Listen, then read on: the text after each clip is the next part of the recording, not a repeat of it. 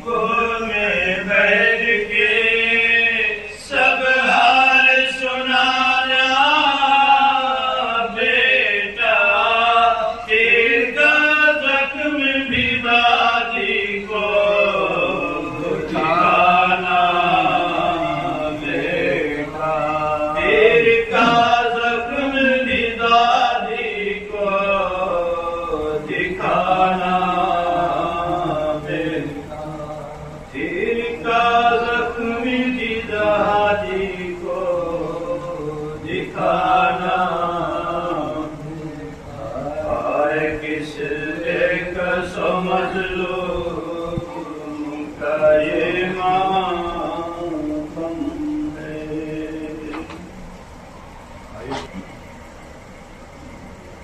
ज़ैनब को वारी करना था, शेरग के जुल्फ़ की।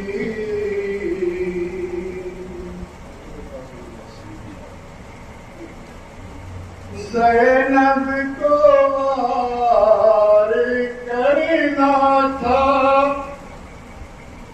शेरग पे जुल्फ़ की। लश्कर एक अपने लफ्ज़ों का तैयार कर लिया। लश्कर एक अपने लश्करों का तैयार कर लिया। और खुद बात की रसन में बहन ने हुसैन की, भाई के कातिलों को गिरफ्तार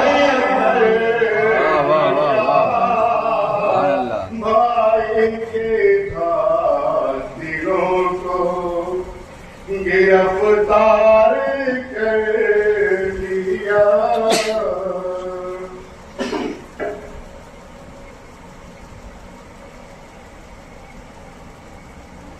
जश्न वेला चले कभी, दौरे अज़ा चले। जश्न वेला चले कभी, दौरे अज़ा चले। या रब तमाम उम्र यही सिलसिला चले। या रब तमाम उम्र यही सिलसिला चले। और जब जब हुसैन आ गए दोषे रसूल पर,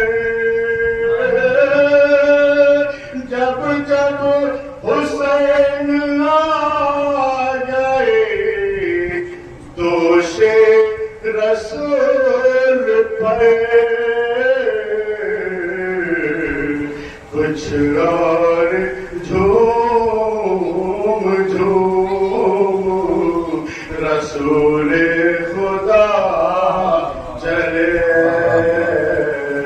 कुछ और झूम झूम रसूल खुदा चले।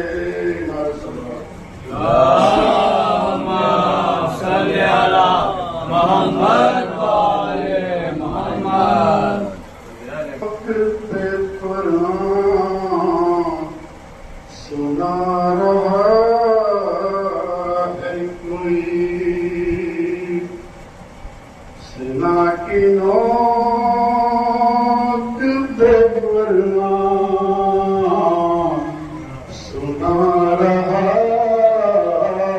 है कोई, मिटा के खुद को मशीयत बचा रहा है कोई, मिटा के खुद को मशीयत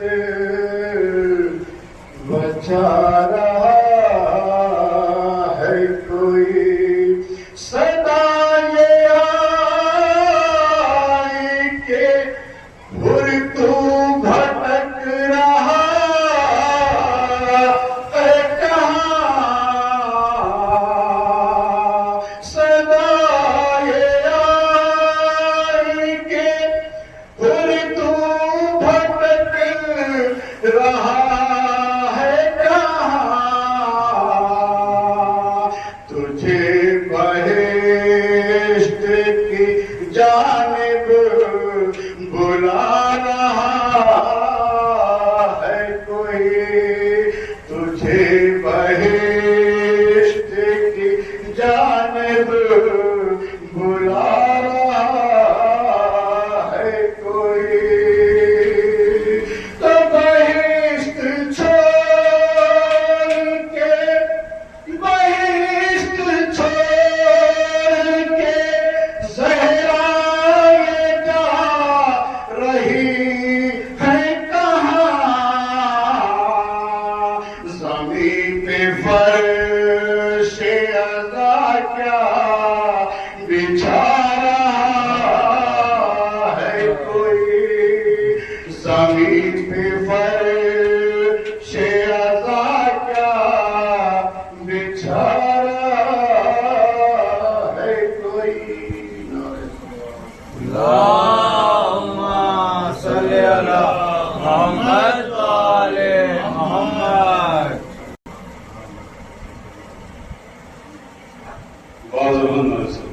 अल्लाहुम्मा सल्ली अला मुहम्मद व आले मुहम्मद।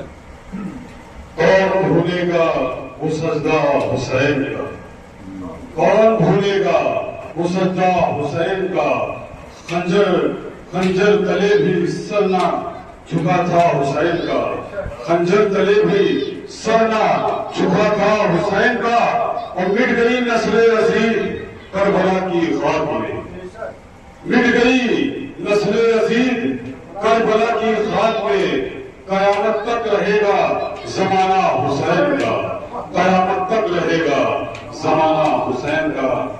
मैं इस अशार के साथ बड़े अकबर एहतराम साहब जाते सुन हुज्जतुल इस्लाम वल मुस्लिमीन अली जनाब मौलाना नसीरुल मेहदी मजीदी साहब किबला आपको शहजादी के उनके लाल का पूछा बयान करेंगे। आप पुरसोस होंगे किबला के इस्तकबाल में बहुत बुलंद वाले सवाल। अल्लाहुम्मा सल्ली अला मुहम्मद व आले मुहम्मद। मोहम्मद वाले मोहम्मद अल्लाहुम्मा सल्ली अला मुहम्मद वाले मोहम्मद।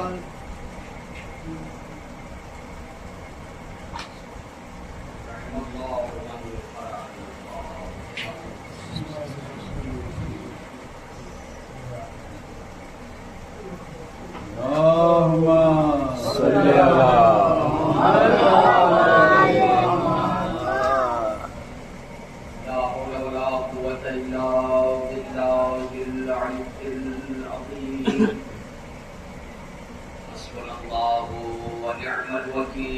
निअम मौला व निअम नसीर। औज़ु बिल्लाहि समीइल अलीम मिनश शैतानिर रजीम। हो जाए तो यकीनन वो अपने इमाम को भी पहचान सकता है, अपने रसूल को भी पहचान सकता है, और थोड़ा बहुत अपने परवरदिगार को भी पहचान सकता है। लेकिन मेरे अजीजों, कब्ल इसके कि हम अपने आप को पहचाने, अपने इमाम को पहचाने, अपने रब को पहचाने, जरूरी है कि हम और आप उस मकाम की अजमत को पहचाने जहां पर ये मारिफत हासिल करनी है। थोड़े से मुतवज्जो हो जाए, थोड़े से साथ हो जाए, उस मकाम को पहचाना जाए, उसकी मारिफत हासिल की जाए जिस मकाम पर हम और आप बैठे हैं। मारिफत अहले बैत, मारिफत रसूल, मारिफत खुदा हासिल करने के लिए बैठे हैं। तो मेरे अजीजों, ये फर्श अज़ा, ये मजलिस, ये जुलूस, ये तमाम तर मेहनतों को आप समझिए कि इसका मकाम क्या है। और तवज्जो कीजिएगा, मैं इंशाअल्लाह इसी पर, चूंकि आज सुबह की मजलिस में मौलाना फरमान साहब ने भी इसी तरफ इशारा किया था और यकीनन मजलिसों में इशारा होता रहता है, मैं उन्हीं की बातों को इंशाअल्लाह आगे बढ़ाना चाहता हूँ। थोड़ा सा कोई नई बात नहीं है, इंशाअल्लाह आपने सुना होगा इसको, लेकिन एक साथिया मैं पेश करना चाहता हूँ अपने हमसिन और कमसिन भाइयों के लिए। मैं बुजुर्गों से पहले ही माजरत कर लूं कि मेरे मुखातिब बुजुर्ग हजरात नहीं है, बुजुर्ग के मकाम उनके बहुत बुलंद है, वो बेहतर जानते हैं। मेरे मुखातिब मेरे हमसिन और कमसिन भाई हैं। सल्लल्लाहु अलैहि वसल्लम।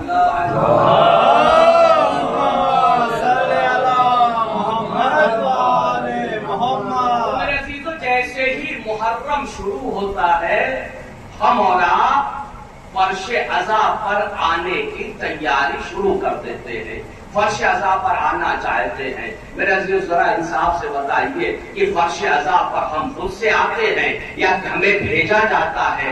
हम खुद से अपने इरादे से आते हैं या इरादा किसी और का होता है? मेरे अजीजों, मैं जुमला कहना चाहता हूँ, हम और आप अपनी मर्जी से फर्श अज़ा पर नहीं आते हैं। हमारी बिसात क्या है, हमारी औकात क्या है कि हम फर्श हुसैन पर आके बैठ जाए? ये तो अहले बैत का करम है कि उस बड़ी कायनात में उन्होंने हमें चुना है, हमें इस लायक बनाया है कि हम फर्श हुसैन पर आके बैठ सके। सलावत पढ़े बर मोहम्मद।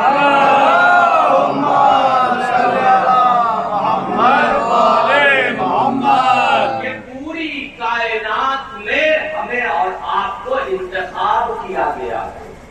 ये जो गुफ्तगू मैं कर रहा हूँ, जाहिर सी बात है दामन वक्त में इतनी गुंजाइश नहीं है कि मैं रिवायत को पेश करूँ, लेकिन हमें और आपको इंतखाब किया गया है।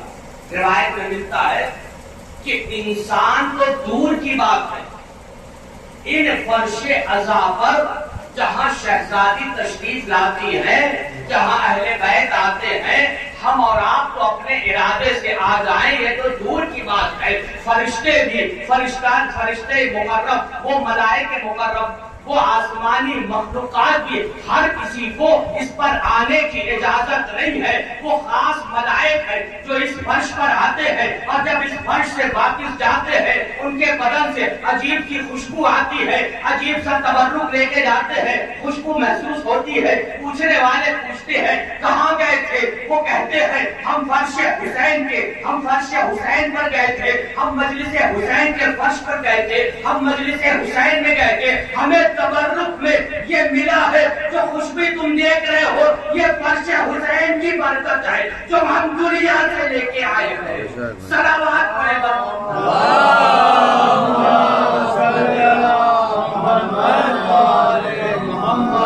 इस फर्श को मामूली न समझिएगा।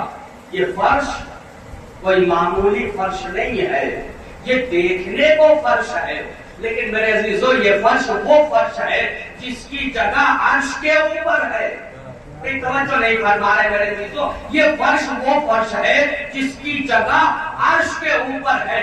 पूरी कायनात में हर कोई जो हक का मुतलाशी है वो इस फर्श पर आना चाहता है, लेकिन मेरे अजीजों, इंसान को, हर किसी को तौफीक नहीं होती है कि मजलिस में आ जाए। इंसान तो इंसान, वो मलाइके मुकर्रम जो आसमानी मखलूक है, उन्हें भी हर किसी को इस फर्श पर आना नसीब नहीं है। हर किसी को इस फर्श पर आना नसीब नहीं है। मेरे अजीजों, जरूरी है कि इस फर्श पर आने से पहले इसकी मारिफत हासिल कर ली जाए। मेरी गुफ्तगू हो रही थी,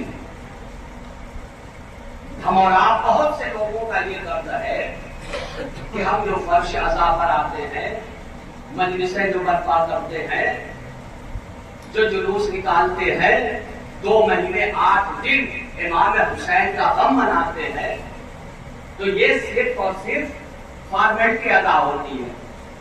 तो जो है ना, क्योंकि ये बातें अगर अशरे में न बयान की जाए तो फिर कहां बयान की जाएगी। तो मेरे अजीजों तवज्जो कीजिए कि ये सिर्फ फॉर्मेलिटी होती है। यहां पर जो आ रहा है उसे कुछ नहीं मालूम। मेरे अजीजों, मुझे नहीं मालूम, मुझे और आपको फैसला करने का हक नहीं है। क्यों? इसलिए कि शहजादी सिर्फ उसे ही बुलाती है जिसको समझती है कि वो फर्श के लायक है, जिसको नहीं समझती है वो बाहर खड़ा रह जाता है, फर्श मजलिस नसीब नहीं होता है। तो मेरे अजीजों, ये फर्श, इसकी मारिफत हासिल करें। और जितनी भी अगर किसी से पूछा जाए कि आप मजलिस में क्या करने के लिए आए हैं, मजलिस में क्यों आए हैं, तो क्या कहता है? हम इबादत के लिए आए हैं, सवाब के लिए आए हैं। यही कहता है ना कि हम इबादत करने आए हैं। तो आप याद रखिए, जितनी भी इबादतें हैं, चाहे वो रोजा हो, चाहे वो नमाज हो, चाहे वो हज हो, चाहे वो ज़कात हो, चाहे जो भी हो, ये सारी की सारी इबादतों के कुछ शरायत है, कुछ शर्तें हैं। इसी तरीके से इस अज़ादारी के भी कुछ उसूल हैं, कुछ अदब हैं, कुछ तकाज़े हैं जो हमें और आपको सीखना पड़ेगा, हमें और आपको इसकी मारिफत हासिल करने पड़ेगी, ताकि हम फर्श मजलिस पर आए, जब यहाँ से वापस जाए तो सिर्फ सवाब लेके न जाए, सिर्फ तबर्रुक तक महदूद न रह जाए, बल्कि जब वापस जाए तो हमारी रूह इतनी परवास करने लगे कि हमें मलाइके आसमान भी नजर आने लगे। तो यकीनन हर चीज के कुछ तकाजे हैं। आप नमाज ले लीजिए, नमाज में भाई इसके उसूल हैं कि बदन पाक होना चाहिए, लिबास पाक होना चाहिए, इंसान का वो मकान जहां पे नमाज पढ़ रहा है, सजदा कर रहा है, वो पाक होना चाहिए, गस्बी नहीं होना चाहिए, उसका अपना होना चाहिए। ये सारी नमाज की शरायत है या नहीं है? मेरे अजीजों, इसी तरीके से अज़ादारी के, फर्श अज़ा के, मुहर्रम के कुछ आदाब हैं, कुछ आदाब ज़ाहिरी हैं, कुछ आदाब बातिनी हैं। बहुत तवज्जो कीजिएगा मेरे अजीजों, एक फिक्र देना चाहता हूँ। एक कुछ आदाब ज़ाहिरी है, कुछ आदाब बातिनी है। ज़ाहिरी अदब क्या है? स्याह कपड़े पहन लेना, ये ज़ाहिरी अदब है, ज़ाहिरी तकाज़ा है। स्याह पोशी कर लेना, ये ज़ाहिरी अदब है, ये ज़ाहिरी तकाज़ा है। इसी तरीके से परचम लगा लेना, यहाँ तक के अगर कहीं पर मजलिस हुसैन बर्पा हो रही है तो दूर ही से पता चल जाता है कि यहाँ पर हुसैन के चाहने वाले हैं। जब मुहर्रम आ जाता है, लोग दूर से अंदाजा लगा लेते हैं कि फला जगह मजलिस हो रही है। ये स्याह परचम, ये काले कपड़े, ये स्याह पोशी जो आप देख रही है, ये खुद बताती है कि क्या है, मुहर्रम आ गया है। तो ये ज़ाहिरी अदब है। लेकिन इसके साथ साथ और तवज्जो कीजिएगा मेरे अजीजों, कुछ बातिनी भी तकाज़े हैं। उनमें सबसे पहली चीज जो हमें और आपको उस पर तवज्जो देनी चाहिए वो क्या है कि इस फर्शे अज़ा के मालिक हम और आप नहीं है, बल्कि इस फर्शे अज़ा का कोई वारिस पर्दे गैब में मौजूद है।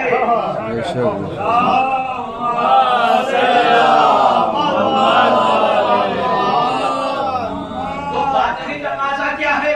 बातिनी अदब है कि हमें और आपको मुतवज्जह होना चाहिए कि इस फर्शे अज़ा का कोई वारिस है। दूसरा क्या है? देखिए, हम और आप जब नमाज पढ़ते हैं, मैं बार बार नमाज की मिसाल इसलिए दे रहा हूँ, इसलिए रिवायतों में है कि अस्सलातो अमूदुद्दीन, सलात नमाज क्या है? ये सुकून है, दीन का सुकून है। अगर ये नहीं है तो कुछ नहीं है। इन कोबेला माँ से वाहा, व इन रुद्दत मा सिवाहा, अगर ये कबूल हो गई तो हर चीज कबूल हो गई, अगर ये रद्द हो गई तो हर चीज रद्द हो गई। मेरे अजीजों, बच्चों को समझाने के लिए आज टेंट रखते हैं, 4 उसके पहलू होते हैं, चारों तरफ से उसको तान दिया जाता है। हमारे बचपने में तंबू लगा करते थे, बुजुर्ग जानते होंगे, बीच में एक अमूद हुआ करता था, वो पूरा तंबू उसी पे टिका होता था। ये नमाज इसी तरीके से है, आप जो चाहे करते रहे, जितने भी हज कर ले, जितने भी आप खैरात कर ले, जब तक नमाज नहीं होगी ये सारे काम कबूल होने वाले हैं।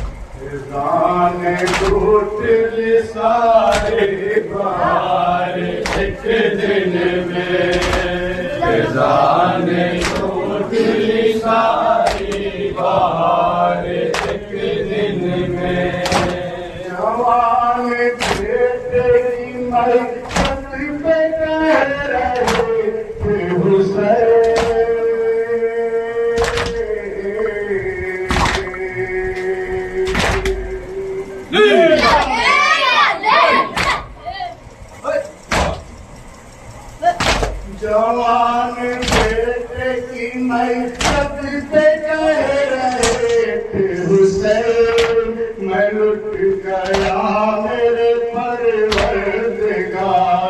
एक दिन में फिजा ने लूट ली सारी बहार, एक दिन में फिजा ने लूट ली सारी बहार। खाब जो पारस्तान में माने,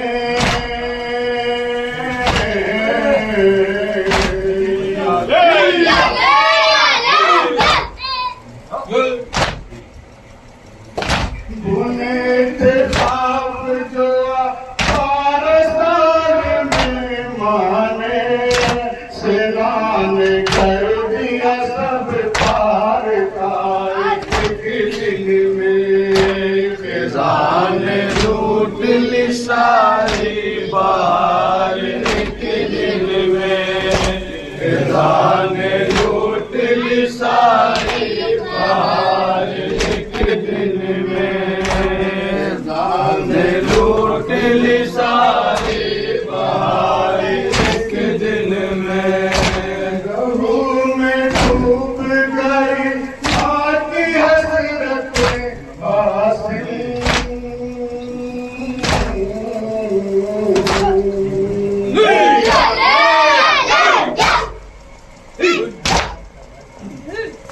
लहू में डूब गई माँ की हसरत कासिम। ये कैसा शेर पे आया निकार, एक दिन में फिजा ने लूट ली सारी बहार, एक दिन में फिजा ने लूट ली सारी बहार, एक दिन में। गरीब माँ तेरी असगर है तुझसे शर्मिंदा,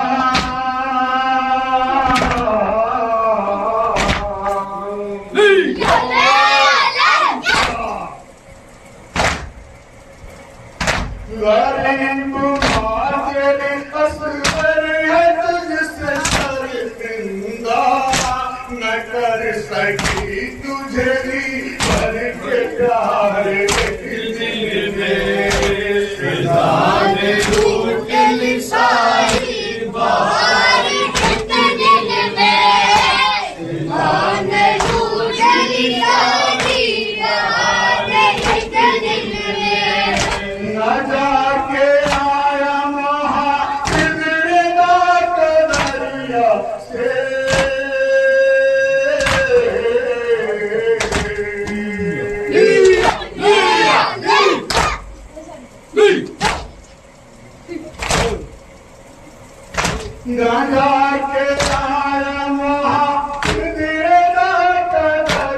से बहन का टूट गया एक बार एक दिन में जान लूटी सारी बार एक दिन में जान लूटी सारी बार एक दिन में ये बात पूछे तो आप की बेकसी से कोई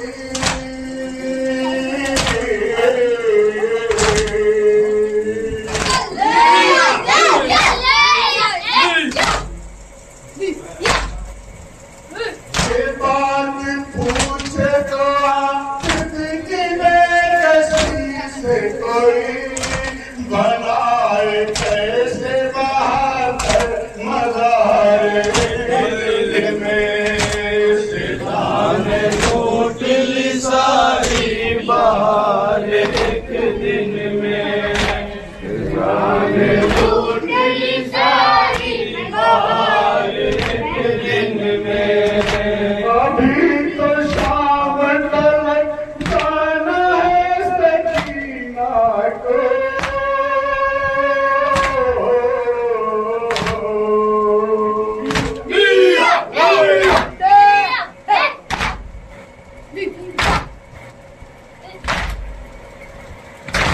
अभी तो शाम तक जाना है सकीना को तमाचे बाजी पर मिले नमाज दिन में दिलान लूट ली सारी बहार एक दिन में दिलान लूट ली सारी बहार एक दिन में दिले मरीज ने झेले हैं दिन रमत करे